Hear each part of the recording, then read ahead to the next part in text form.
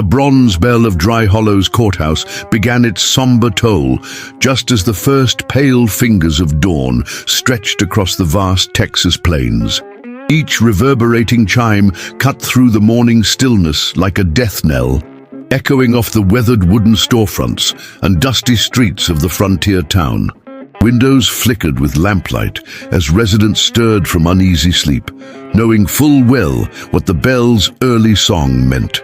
In the cramped jail cell behind Sheriff Caldwell's office, Elena Martinez sat on the edge of a rough wooden cot, her hands folded in prayer. Her dark hair hung in loose waves around her shoulders, and though her olive skin bore the marks of 3 days' imprisonment, her eyes still held a fierce dignity that refused to be broken. The rough burlap dress they'd given her was a far cry from the simple but clean clothing she'd worn when working at the general store, but she wore it with the same quiet grace that had always marked her presence in this harsh frontier town. "Elena," Sheriff Caldwell's voice was barely above a whisper as he approached her cell. Tom Caldwell was a good man, caught in an impossible situation, his weathered face bearing the weight of enforcing a law he wasn't entirely sure of. "I brought you some coffee. Real coffee, not the chicory we usually serve." She looked up at him with eyes that held no malice, only a profound sadness. "Gracias, Sheriff. You have been kind to me even when others..." She let the words trail off, taking the tin cup with steady hands. The coffee was indeed real, bitter and strong, warming her throat as the cool morning air crept through the jail's thin walls. Outside, she could hear the sounds of preparation, the hammering as the gallows were given their final check, the murmur of early risers gathering in the street despite the early hour. It seemed the entire town of Dry Hollow would witness her death. "Elena, I want you to know," Sheriff Caldwell began, his voice heavy with emotion, "I've sent 3 telegrams to Austin asking them to review your case. But with the circuit judge not due back for 2 months and the evidence they say they have..." He shook his head, his gray mustache trembling slightly. "I know you tried, Sheriff, and I know you don't believe I killed Mrs. Patterson any more than I do." Elena's voice was steady, though tears glistened in her dark eyes. "But sometimes, the truth isn't enough in this world." The accusation had fallen on her like a thunderbolt 3 days ago. Mrs. Clara Patterson, the banker's wife and one of the few women in town who had shown Elena genuine kindness, had been found dead in her parlor. A heavy brass candlestick lay beside her, and Elena's handkerchief had been discovered nearby. The handkerchief, embroidered with her initials by her late mother, was evidence enough for the town's makeshift tribunal. What they didn't know, what Elena couldn't bring herself to tell them, was that Mrs. Patterson had been helping her save money to bring her younger brother from Mexico.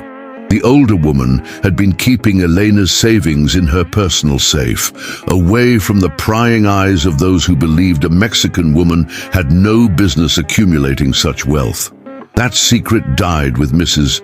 Patterson, and Elena's attempts to explain their arrangement only sounded like desperate fabrication to ears already poisoned by suspicion and prejudice.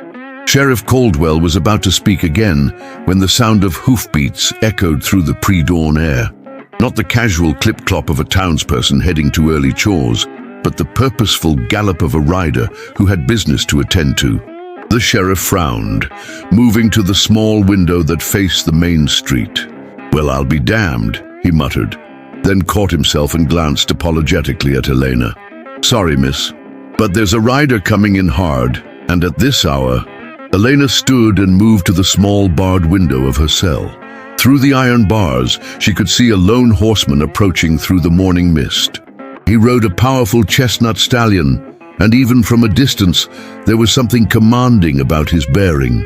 As he drew closer, she could make out his features, tall and broad-shouldered, with dark hair beneath a weathered hat, and a face that spoke of years spent under the harsh frontier sun.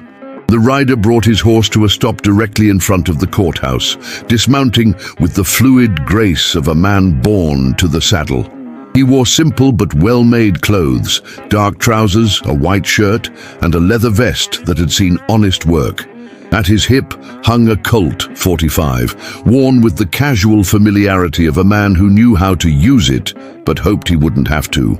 Elena's heart caught in her throat as the stranger turned and his eyes met hers through the jail window. For a moment that seemed to stretch into eternity, they simply looked at each other across the dusty street. There was something in his gaze, a recognition that made no sense, a determination that seemed to burn like a forge fire.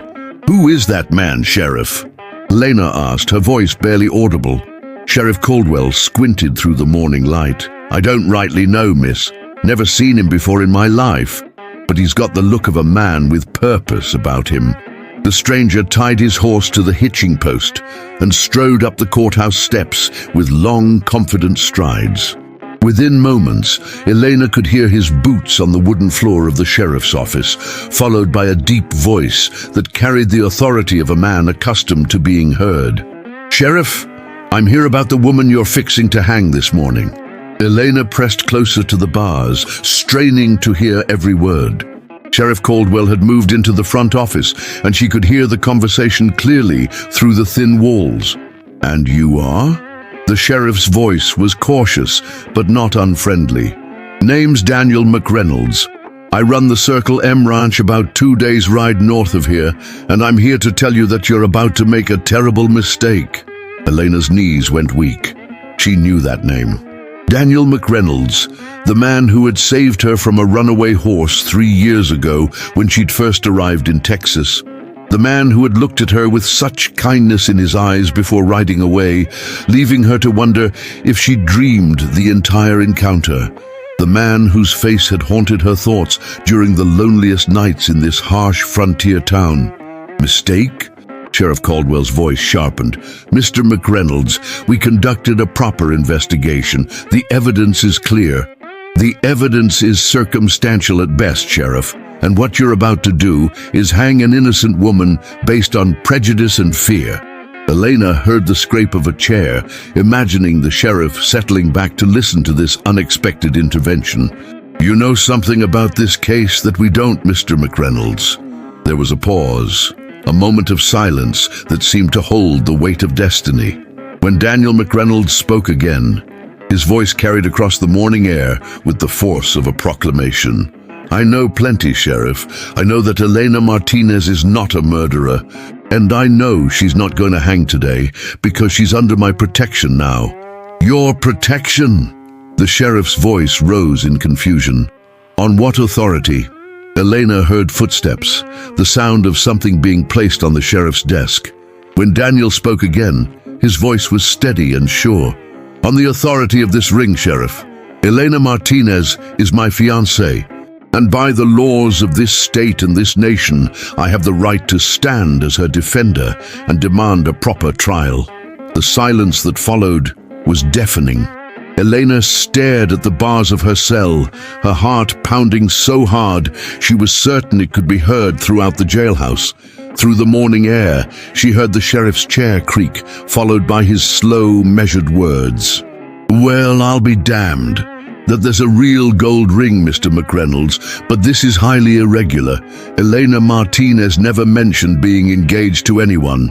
"Sometimes, Sheriff, a woman keeps her promises close to her heart, especially when the man she's promised to has been away, trying to build something worthy of her."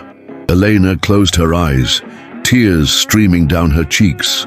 She didn't understand what was happening, but she knew that this stranger, this man from her past, had just thrown himself between her and the gallows with nothing but his word and a ring she'd never seen before.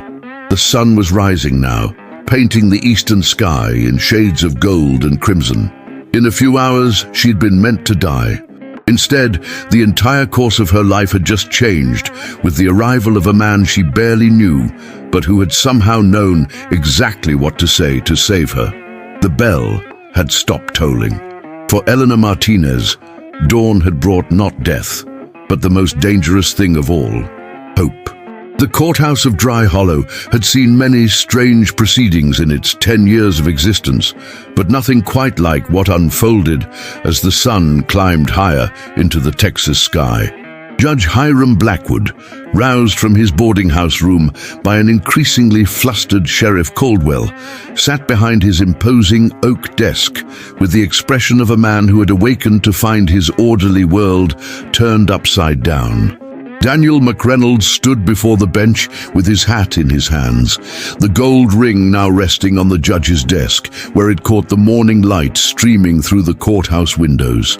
Elena had been brought from her cell and sat in the front row of the gallery, flanked by the sheriff and his deputy. Her hands folded in her lap and her eyes fixed on the man who claimed to be her fiancé. "Mr. McReynolds," Judge Blackwood began, his voice carrying the weight of authority earned through years on the frontier, "you claim this woman is your betrothed, yet she has made no such claim herself during the 3 days of her incarceration." Daniel's jaw tightened, but his voice remained steady.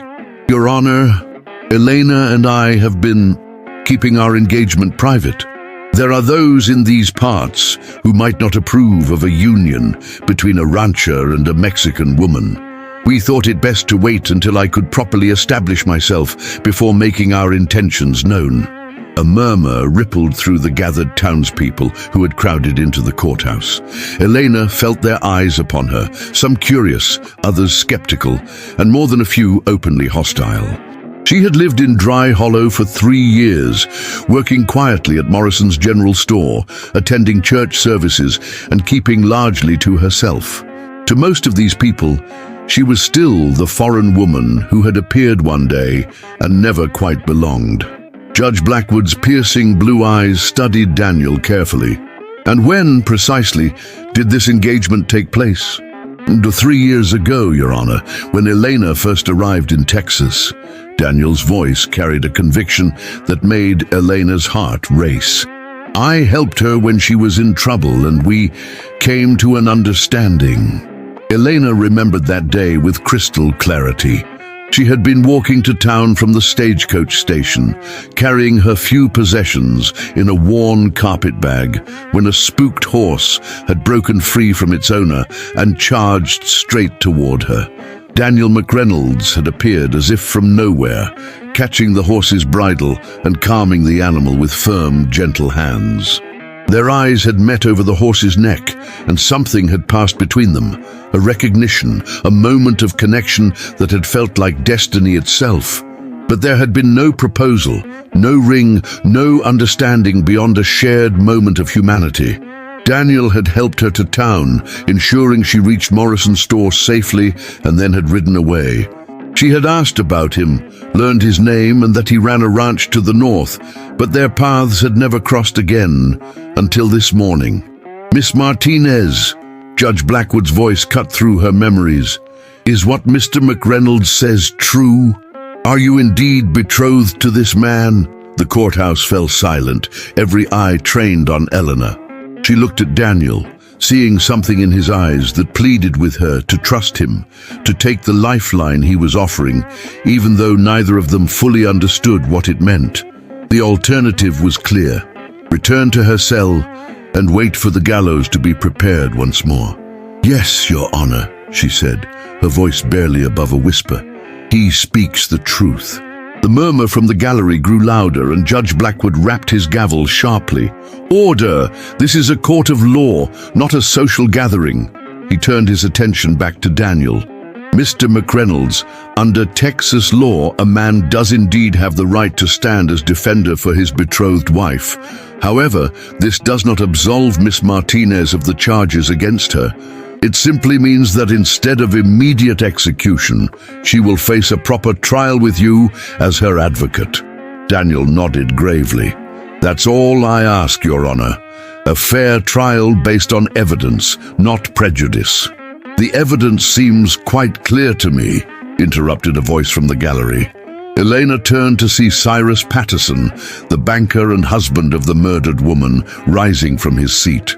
His face was flushed with anger, and his hands shook as he pointed an accusing finger at Elena. "That woman's handkerchief was found next to my wife's body. She was alone in the house with Clara. What more evidence do you need? Daniel turned to face the banker, his posture calm but alert. Mr. Patterson, I understand your grief, and I'm sorry for your loss. But circumstantial evidence is not proof of guilt. In America, we believe a person is innocent until proven guilty beyond a reasonable doubt. Don't quote law to me, stranger, Patterson spat. My wife is dead, and this woman killed her. Everyone knows it. Do they? Daniel's voice remained level, but Elena could see the steel beneath his calm exterior. Or do they simply want to believe it because it's easier than facing the truth that a killer might still be walking free among you? Judge Blackwood rapped his gavel again. Mr. Patterson, you will have your chance to present evidence at trial.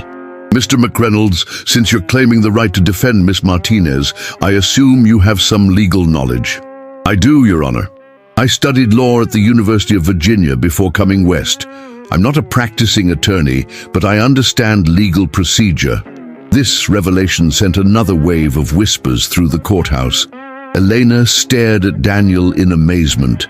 A university education was rare on the frontier, and the fact that this rancher possessed such credentials added weight to his words.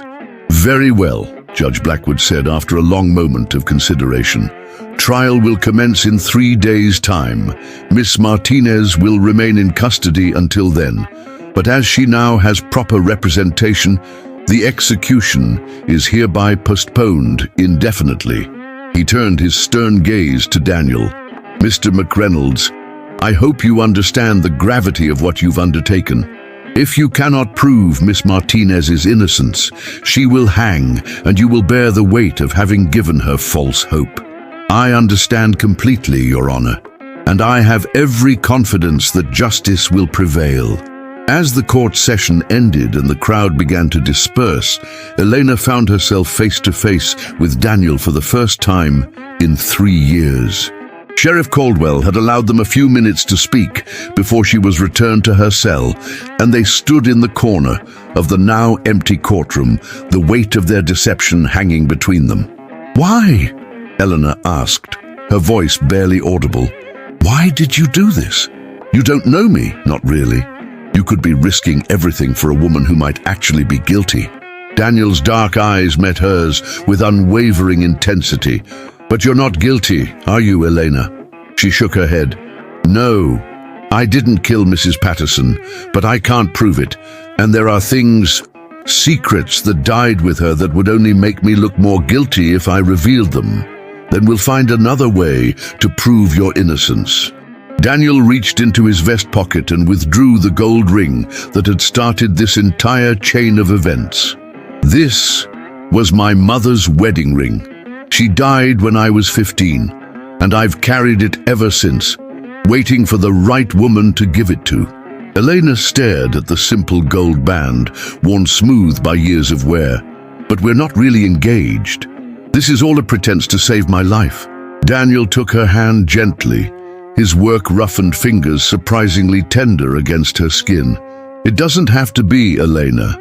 That day 3 years ago when I first saw you, I've thought about you every day since. I've ridden through this town a dozen times hoping to catch a glimpse of you, but I never had the courage to stop and speak to you properly. Why not? Because I thought a woman like you, educated, refined, beautiful, would never look twice at a simple rancher. Because I was afraid that the moment I opened my mouth, you'd see me for what I really am. A man who spent more time talking to cattle than to people, who's more comfortable under the stars than in a parlor, who has nothing to offer but hard work and an uncertain future. Elena felt tears welling in her eyes. And now I realize that tomorrow is never promised to any of us. Mrs. Patterson learned that lesson the hard way, and you almost did too. If there's a chance, any chance that we could build something real together, then I want to take it, but first we need to save your life. The sheriff approached, jingling his keys. Time's up, Miss Martinez.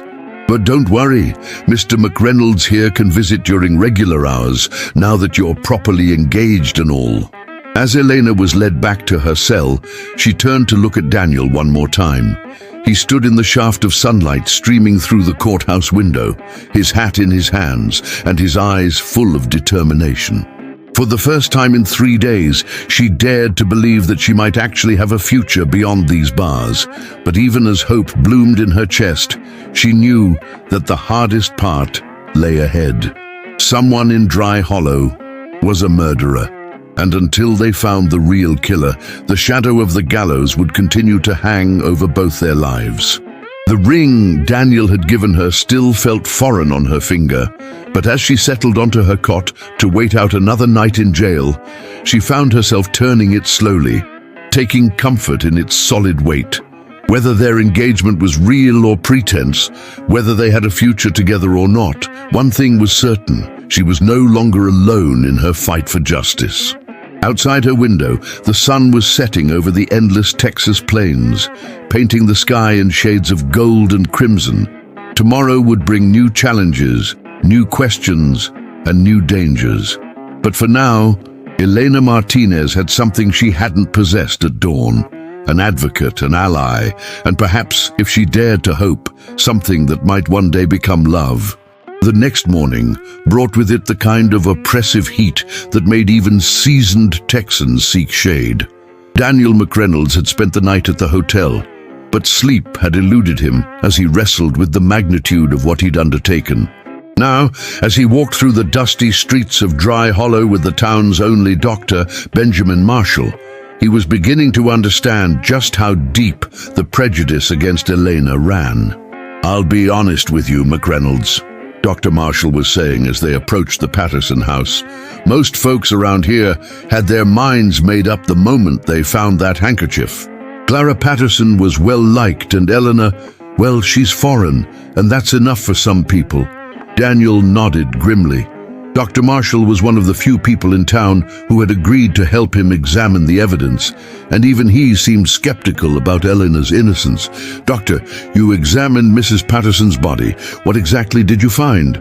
"A single blow to the head with that brass candlestick would have been quick if that's any comfort, but the force required..." He shook his head. "It would take considerable strength. Elena Martinez is a slight woman." "Or considerable desperation," Daniel replied. "Or perhaps someone much stronger than Elena wielding that candlestick." They had reached the Patterson house, a modest but well-maintained home on the better side of town. Cyrus Patterson had reluctantly agreed to let them examine the scene, though his hostility toward Daniel was barely contained. He met them at the front door, his face haggard with grief and sleepless nights. "I still don't understand why you're doing this," Patterson said as he led them into the parlor where his wife had died. "The Mexican woman killed Clara. Why can't you just let justice take its course?" "Because justice requires truth, Mr. Patterson," Daniel replied quietly. "And I don't believe we have the truth yet." The parlor was a comfortable room, with flowered wallpaper and sturdy furniture that spoke of middle-class prosperity. The bloodstain on the oriental rug had been scrubbed, but not entirely removed, and the heavy brass candlestick sat on the mantelpiece where Sheriff Caldwell had returned it after examining it for evidence. Daniel studied the room carefully, taking note of the furniture arrangement, the windows, the doors. "Dr. Marshall, where exactly was Mrs. Patterson found?" "Here, beside the settee. She appeared to have been struck while standing, then fell to this position." The doctor indicated a spot near the fireplace. "And Elena's handkerchief?" "And beside the body, as if it had fallen from the killer's pocket during the struggle." Daniel frowned. "That seems convenient. If Elena had killed Mrs. Patterson, why would she leave such obvious evidence behind?" "Panic," Patterson said coldly. "Murderers make mistakes." "Perhaps, or perhaps someone wanted it to be found." Daniel moved to the window that looked out onto the main street. "Mr. Patterson, was anyone else expected to visit your wife that evening?" "No, Clara was expecting Elena to come by around 7 o'clock. They had some sort of business to discuss." Daniel's attention sharpened. "What kind of business?" Patterson's expression grew uncomfortable. I don't know exactly. Clara sometimes helped the Mexican women in town with various matters. She had a soft heart for them. Dr. Marshall cleared his throat. Actually, Cyrus, there's something I should probably mention. I was coming back from the Henderson Ranch that evening, and I saw someone else near your house around the time Clara would have been killed. Both Daniel and Patterson turned to stare at the doctor. You saw someone? Daniel asked urgently. Why didn't you mention this at the trial?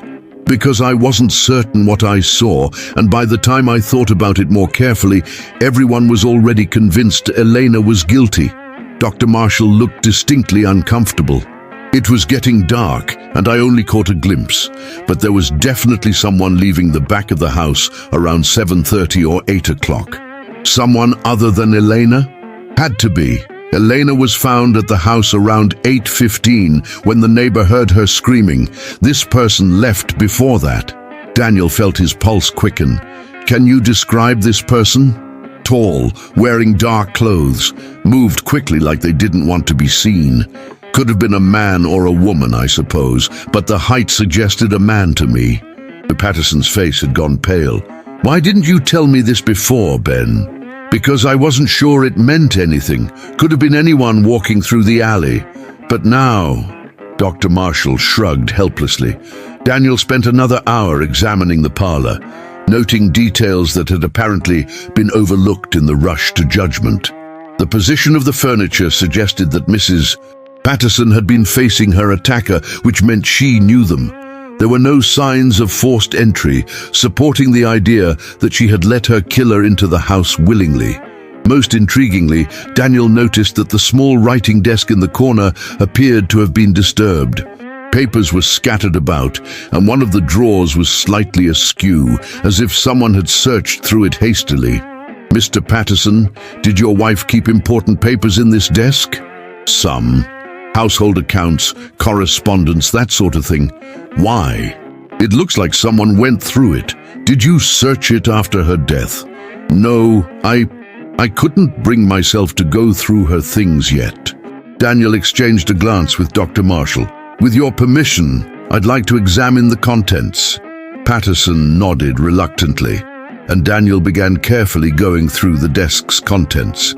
Most of it was routine household correspondence, but in the bottom drawer he found something that made his breath catch, a leather-bound ledger with entries in Clara Patterson's careful handwriting. The ledger documented payments made to various people in town, small loans, assistance with medical bills, help with land purchases. But it was the final entry that made Daniel's hands shake. EM, final payment received, total saved, $847, held in trust as agreed, praying this brings her the happiness she deserves. The entry was dated 2 days before Clara Patterson's murder. Mr. Patterson, Daniel said carefully, did you know your wife was holding money for Elena Martinez? Patterson's face went white, then red with anger. What? No, that's impossible. Clara would have told me about something like that. Daniel showed him the ledger entry. It appears Eleanor was saving money to bring her brother from Mexico. Your wife was keeping it safe for her. And $847. Dr. Marshall whistled low. That's more money than most people see in 5 years. Patterson stared at the ledger as if it were a snake. I don't understand. Why would Clara keep this from me? Daniel was beginning to understand all too well. Because someone in this town found out about it. Someone who knew Elena had nearly $1,000 hidden away and decided to steal it. But the money is gone, isn't it? Daniel looked at Patterson with growing certainty.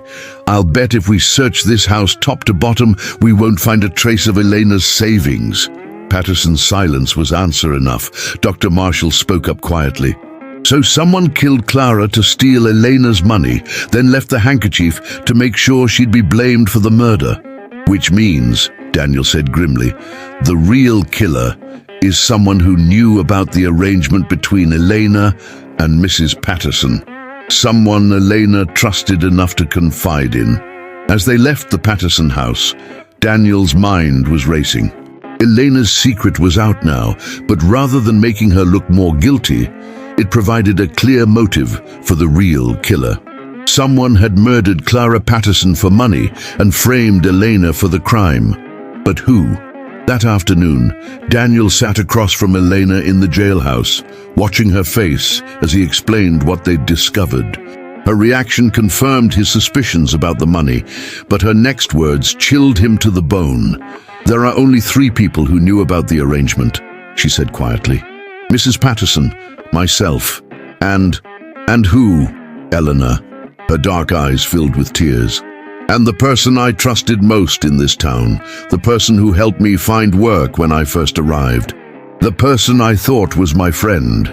"Who?" Eleanor's voice was barely a whisper. "Martha Morrison, the storekeeper's wife." Outside the jail, the afternoon sun was beginning its descent toward the horizon, casting long shadows across the dusty streets of Dry Hollow. Daniel McReynolds looked at the woman he was risking everything to save and realized that their most dangerous enemy might be hiding behind the face of a friend. The real investigation was just beginning. The pre-dawn darkness of the 4th day felt different to Daniel McReynolds as he sat in the hotel's small lobby, nursing his 3rd cup of coffee and going over his notes by lamplight. Today was the trial, and everything he had discovered would either save Elena Martinez or damn them both. The weight of the gold ring in his pocket, the ring that had started this entire chain of events, seemed heavier with each passing hour. Sheriff Caldwell found him there as the first hints of dawn touched the eastern sky. The older man looked haggard, his usual confidence shaken by the revelations of the past few days. "McReynolds," the sheriff said, settling into a chair across from Daniel. "I've been thinking about what you told me yesterday about Martha Morrison. It doesn't sit right with me." Daniel looked up from his notes. "Why not? She had opportunity, motive, and access to Elena's handkerchief. She could have easily taken it from the store where Elena worked. I know Martha Morrison, known her for 15 years. She's a good woman, religious, devoted to her husband and children. The idea that she'd kill for money..." Sheriff Caldwell shook his head. "People surprise us, Sheriff, especially when they're desperate. But that's just it. The Morrisons aren't desperate. The general store does well enough. They're not rich, but they're comfortable." Daniel frowned. In his experience as a rancher, he'd learned that desperation often had less to do with actual poverty than with perceived need or opportunity. "Have you had a chance to search the Morrison place, like I asked?" "I did, last night with their permission. Though nothing that looked like Elena's missing money." Sheriff Caldwell paused, then continued reluctantly. "But I did find something else. Something that might interest you." He pulled a folded piece of paper from his vest pocket and handed it to Daniel. It was a bank draft from Austin, dated 2 weeks before Clara Patterson's murder, made out to J. Morrison for the sum of $600. Daniel studied the document carefully. Payment for what? That's what I asked Jake Morrison. He said it was payment for a land deal, some property his uncle left him up north. But when I pressed him for details, the sheriff shrugged. His story got a mite confused. Confused how? Couldn't remember the exact location of the property, couldn't say when his uncle died, couldn't produce any documentation of the inheritance. Sheriff Caldwell's weathered face was grim. Made me wonder if maybe we've been looking at the wrong Morrison. Daniel felt pieces of the puzzle clicking into place. Jake Morrison, not Martha. He found out about Elena's money somehow. Killed Mrs. Patterson to steal it, and planted the handkerchief to frame Elena. Maybe, but proving it is another matter entirely. The courthouse began filling with spectators well before the scheduled 9 o'clock start time. Word of the trial had spread throughout the county, and people had ridden in from neighboring towns to witness the proceedings. Daniel noticed that the crowd seemed evenly divided between those who believed in Elena's guilt and those who had been swayed by the questions he'd raised about the case. Elena entered the courtroom flanked by Sheriff Caldwell and his deputy, wearing a simple blue dress that Martha Morrison had brought from the store, a detail that now struck Daniel as either deeply ironic or carefully calculated. Her dark eyes found his across the crowded room, and he saw both fear and determination in her gaze. Judge Blackwood called the court to order, and the trial began with prosecutor William Hayes presenting the case against Elena. Hayes was a competent lawyer from the county seat, brought in specifically for this high-profile case, and he laid out the evidence with methodical precision. The handkerchief found beside the body, Elena's presence at the house that evening, her inability to account for her whereabouts after discovering the body. Ladies and gentlemen of the jury, Hayes concluded, this is not a complex case. Elena Martinez had means, motive, and opportunity to commit this heinous crime. The evidence against her is clear and compelling. Justice demands that she pay the ultimate price for her actions. When Daniel rose to present Elena's defense, the courtroom fell silent. He had spent the morning hours carefully crafting his strategy, knowing that he would have only one chance to save the woman he was learning to love. Members of the jury, he began, his voice carrying clearly to every corner of the packed courtroom. You have heard the prosecution's case, and on the surface it seems convincing. But justice is not served by surface appearances. Justice requires us to dig deeper, to ask the hard questions, to follow the evidence wherever it leads, even when it leads to uncomfortable truths about people we thought we knew. Daniel systematically dismantled the prosecution's case, presenting Dr. Marshall's testimony about the mysterious figure seen leaving the Patterson house, the evidence of the disturbed writing desk, and the revelation about Eleanor's hidden savings. With each piece of evidence, he watched the jurors' expressions shift from certainty to doubt, but it was his final witness that would determine Elena's fate. I called Jake Morrison to the stand. A murmur rippled through the courtroom as the storekeeper made his way to the witness stand. Morrison was a slight man in his 40s, with thinning hair and nervous hands that fidgeted constantly with his watch chain. He had been present for the entire trial, sitting beside his wife in the front row, and Daniel had watched his growing agitation as the defense case unfolded. Mr. Morrison, Daniel began after the man was sworn in, you've known Elena Martinez for 3 years. Is that correct? Yes, she's worked at my store since she came to town. And in that time, would you say you've come to know her well? Morrison's eyes darted toward his wife, then back to Daniel. Well enough, I suppose. Well enough to know her personal business, her plans, her hopes for the future. She was a good worker, kept to herself mostly. Daniel moved closer to the witness stand. Mr. Morrison, did Elena ever confide in you about her desire to bring her brother from Mexico? I wouldn't say confide exactly, but you knew about it. I might have overheard her talking to my wife about it once or twice. Daniel pulled the bank draft from his pocket. Mr. Morrison, can you explain this payment you received from Austin 2 weeks before Mrs. Patterson's murder? Morrison's face went pale. That's private business. In a murder trial, Mr. Morrison, very little is private. You told Sheriff Caldwell this was payment for inherited land. Can you provide documentation of this inheritance? The papers are back home. Are they? Because Sheriff Caldwell searched your home last night with your permission and found no such documentation. Daniel's voice grew harder. Mr. Morrison, I suggest to you that this $600 represents part of the money you stole from Clara Patterson after murdering her. The courtroom erupted in shouts and gasps. Morrison half rose from his chair, his face flushed with panic and anger. That's a lie. I never killed anyone. But you did steal Elena's money, didn't you? You found out about her arrangement with Mrs. Patterson, and you decided to take what you thought was easy money. No, I mean, it wasn't like that.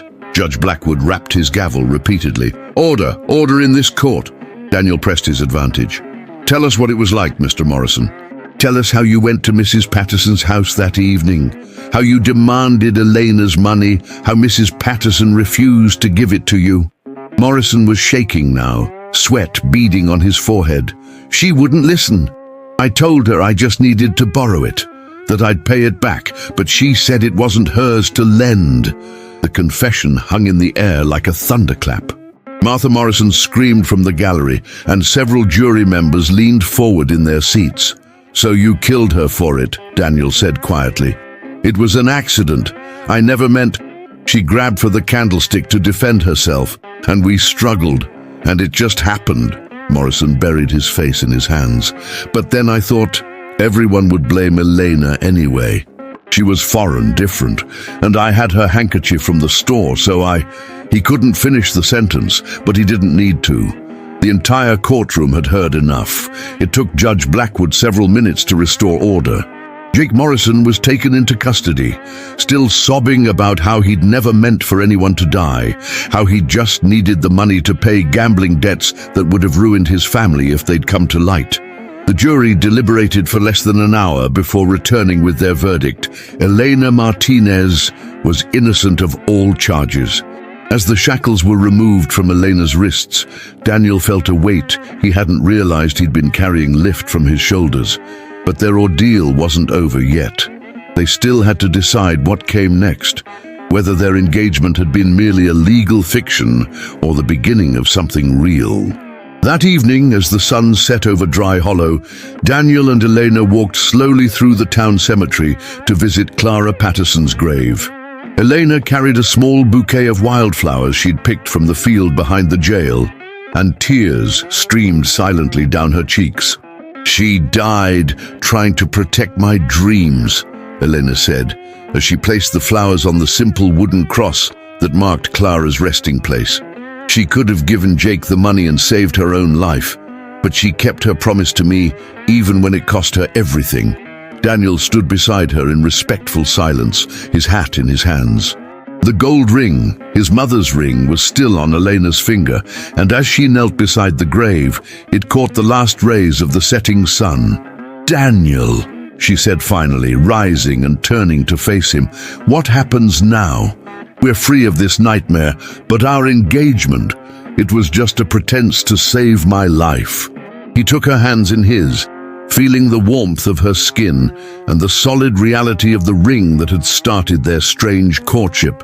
"It doesn't have to be just a pretense, Elena. Not if you don't want it to be.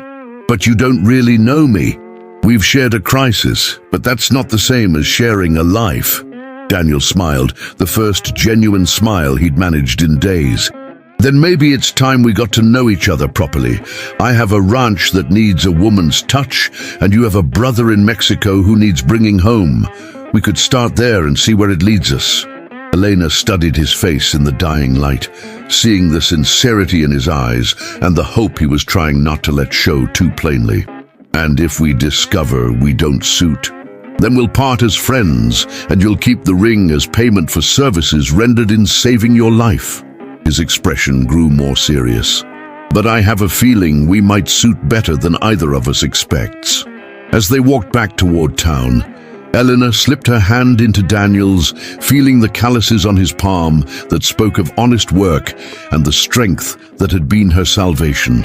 The ring on her finger was beginning to feel less foreign, more like it belonged there. "Daniel," she said as they reached the main street of Dry Hollow, "there's something I need to tell you. About that day 3 years ago, when you saved me from the runaway horse. What about it? I lied when I said I remembered you. I didn't just remember you, I dreamed about you. For 3 years, I've wondered what it would be like if you came back. When I saw you riding into town that morning, for just a moment, I thought I was still dreaming." Daniel stopped walking and turned to face her fully. "Elena Martinez, are you telling me that we might have been meant for each other all along?" Her smile was like sunrise after the longest night. "I'm telling you that maybe some lies turn into truth if you believe in them hard enough." As they stood there in the dusty street of a frontier town that had nearly been the site of a terrible injustice, Daniel McReynolds kissed his accidental fiancée for the first time. And in that kiss, both of them found something worth more than all the gold in Texas. The promise of a future built on truth, trust, and the kind of love that was strong enough to face down the darkness. 6 months after the trial that had shocked Dry Hollow to its core, the Circle M Ranch had transformed from a bachelor's simple homestead into something approaching a real home. Elena Martinez, now Elena McReynolds, stood on the porch of the expanded ranch house, watching the horizon where a dust cloud announced the arrival of the weekly supply wagon from town. But today's delivery would be different from all the others. Today, her brother Miguel was finally coming home. Daniel emerged from the barn where he'd been working with the horses, his shirt sleeves rolled up and his hat pushed back on his forehead. The months of marriage had suited him well. The tension lines around his eyes had softened, and there was a contentment in his bearing that hadn't been there during those desperate days in Dry Hollow. "Is that them?" he asked, joining Elena on the porch and slipping his arm around her waist. "It has to be. Miguel's letter said they'd arrive on the afternoon wagon." Elena's voice carried a mixture of excitement and nervousness that Daniel had come to recognize. She had been preparing for this reunion for weeks, cleaning and re-cleaning the small room they'd added to the house, practicing the English phrases she wanted to teach her younger brother. The wagon drew closer, and they could see Sheriff Caldwell driving, with a young man seated beside him. Even from a distance, the family resemblance was unmistakable. Miguel Martinez had the same dark hair and proud bearing as his sister, though at 17 he was still growing into his frame. As the wagon pulled up to the house, Miguel jumped down with the energy of youth and rushed toward Elena. The siblings embraced with the fierce intensity of people who'd been separated too long, speaking rapid Spanish that Daniel was still learning to follow.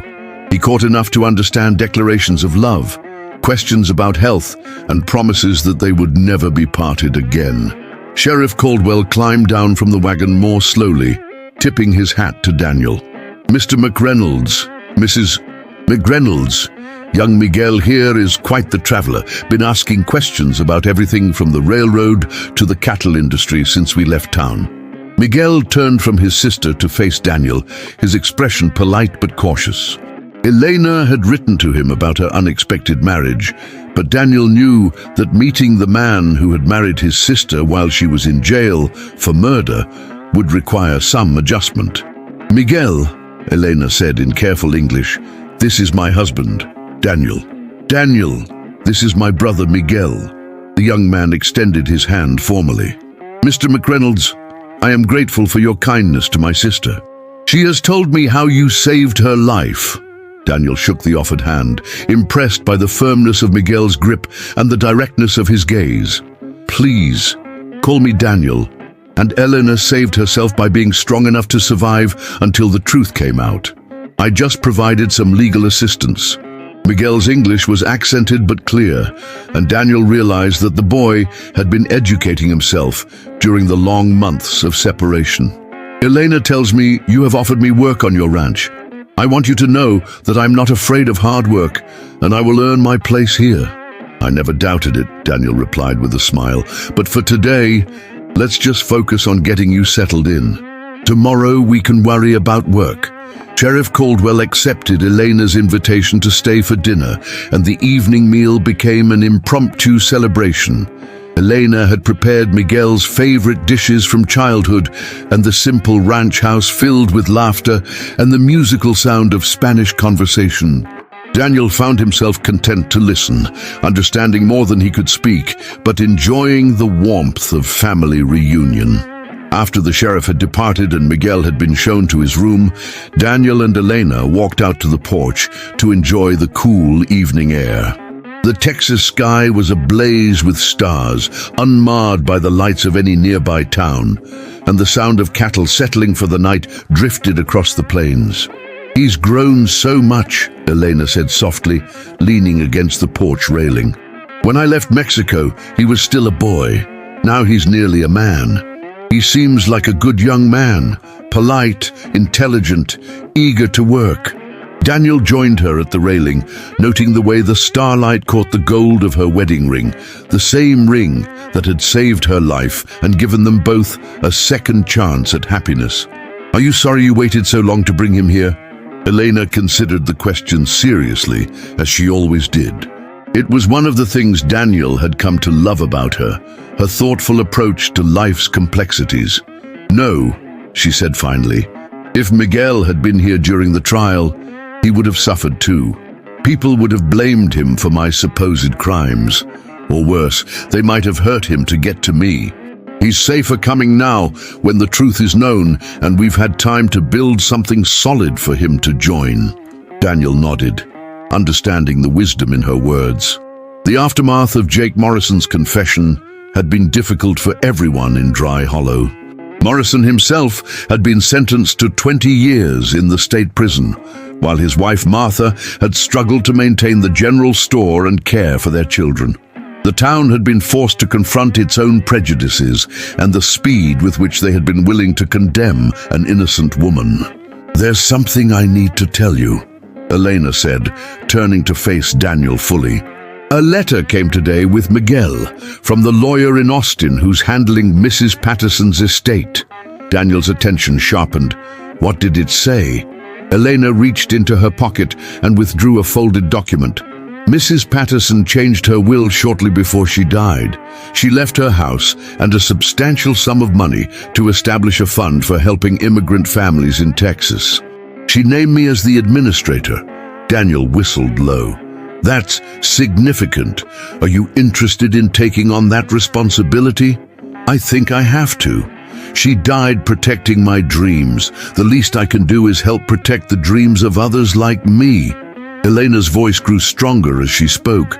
"There are so many families like Miguel and me, separated by circumstances, struggling to build new lives in a foreign land.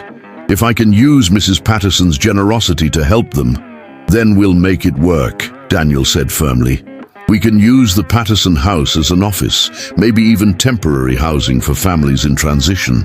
It would be a fitting memorial to her kindness." Elena smiled, and Daniel felt his heart catch as it always did when she looked at him with that particular mixture of love and gratitude. Their marriage had begun as a desperate legal maneuver, but in the months since, it had grown into something neither of them had dared to hope for. "There's something else," Elena said, her voice dropping to a whisper. "Something I haven't told Miguel yet. Something I wanted to share with you first." Daniel felt his pulse quicken at the tone in her voice. "What is it?" Elena took his hand and placed it gently on her stomach. "In about 6 months, Miguel is going to be an uncle." The words hit Daniel like a physical blow, joy and wonder flooding through him in equal measure. He had dreamed of having a family, but those dreams had seemed as distant as the stars until Eleanor had come into his life. "Are you sure?" he managed to ask. "Dr. Marshall confirmed it yesterday when I went to town. I'm about 2 months along." Elena's eyes shimmered with tears of happiness. "I wanted to wait until Miguel was here to tell you both together, but I couldn't keep it to myself any longer." Daniel swept her into his arms, spinning her around the porch as she laughed with delight. When he set her down, he kept his hands on her waist, marveling at the idea that their child was already growing within her. "A baby," he whispered, as if saying it too loudly might break the spell. "Elena, are you happy about this?" "Happier than I ever thought possible," she replied, reaching up to trace his face with her fingertips. "This child will be born into a world of love and possibility, surrounded by family who will protect and cherish them. What more could any mother want?" From inside the house came the sound of Miguel moving around in his room, settling into his new home. Tomorrow would bring new challenges, teaching Miguel the cattle business, establishing the Patterson Foundation, preparing for the arrival of their child. But tonight, standing under the vast Texas sky with his wife in his arms and the promise of their future growing within her, Daniel McReynolds felt like the richest man in the world. "Elena," he said, his voice thick with emotion, "that day in the courthouse when I claimed you as my fiancé, I thought I was just trying to save your life. I never imagined I was actually saving my own." She smiled, the expression radiant in the starlight. Perhaps that's how the best love stories begin, with two people saving each other without even realizing it. As they stood there on the porch of their ranch house, the night wind carrying the scents of sage and cattle and the promise of rain, Elena and Daniel McReynolds looked toward a horizon that held nothing but possibilities. The ring on Elena's finger caught the starlight, no longer a symbol of pretense, but a testament to the truth that love could indeed conquer all, even the darkness of false accusation and the shadow of the gallows. In the distance, a coyote called to its mate, the sound carrying across the endless plains like a song of hope. And in that wild, beautiful land that had tested them both, two hearts that had found each other against all odds began planning for the future they would build together, one day and one dream at a time. The bells of Dry Hollow would ring again, but never again as a death knell. Instead, they would mark celebrations, weddings, births, and all the joyful milestones of lives lived fully under the boundless Texas sky.